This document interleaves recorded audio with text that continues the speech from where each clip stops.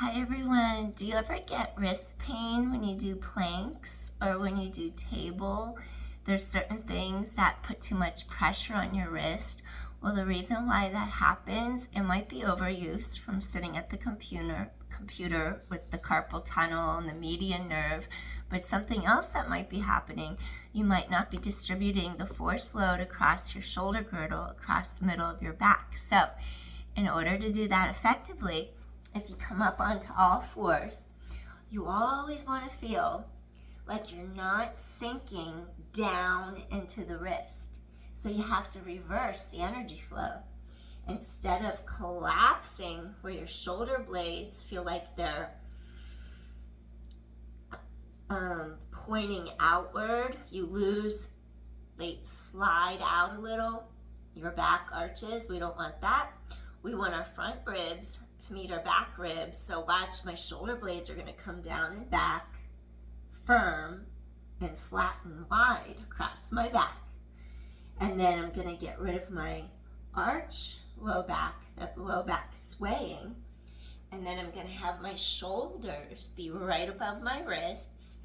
And then the next part, so I don't collapse downward into the wrist, I have to go and lift up my sternum, my breastbone, and as I lift up my breastbone, I'm widening across my middle back, and so the energy doesn't feel like it drops into the wrist. It comes up the arms, goes into the back of the shoulders, it goes across the shoulder girdle, and then I activate the core, and then since I have two reformers on each side of me, I'm just gonna curl my toes under and just float my knees up like that. Notice how my shoulder blades, my scapula aren't winging out sideways anymore, and I'm connected.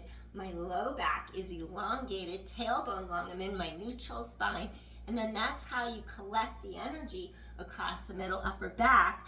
And just like when you do that, you can also do a plank where you would be extending straight out like that. So when you go into your plank, again, you don't sink, you don't want to arch, you don't want to sway. You have to tighten in your abdominal wall, scoop in, stretch tailbone long. Your legs would be reaching straight back behind you.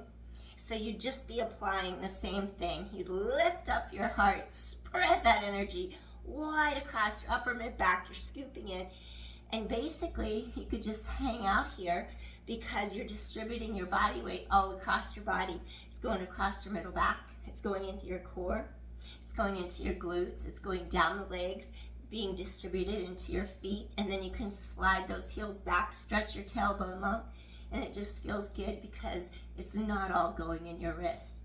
So tip for the day, so if you ever get wrist pain, be very careful that you're not losing your neutral spine and sinking down into the hands. Remember, you got to push palms away and lift your heart, and then it totally changes the energy flow. So I hope this helped, and I'll be back soon. Tracy with Downward Dog Rising. I hope you enjoyed this short little tutorial on how not to have your wrists feel like they're achy and compressed from doing things that support your body weight, because you have to be stabilized in your shoulder girdle. All right, I'll see you again soon. Peace, everyone. Bye. Thanks for watching.